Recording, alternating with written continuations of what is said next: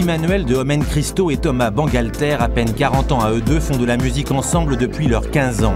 Ils composent et produisent leur musique dans un studio installé dans leur chambre, dans la grande tradition des petits génies de la techno house.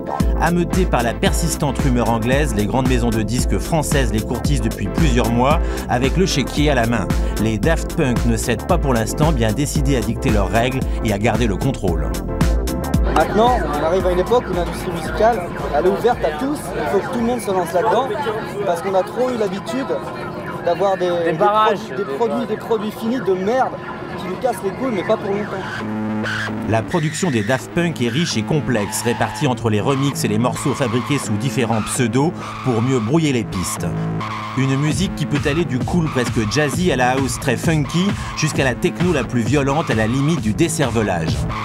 Leurs lives sont réputés pour leur vigueur affolante qui pourrait vous faire fusionner avec une poutre.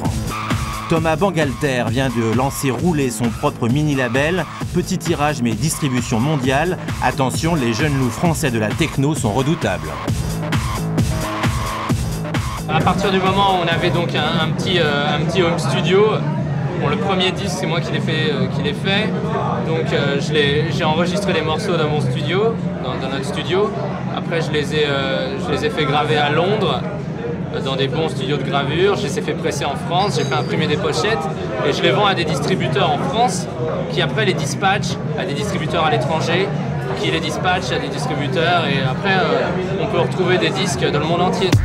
Préparez-vous à la très prochaine déferlante du groove irrésistible des Daft Punk.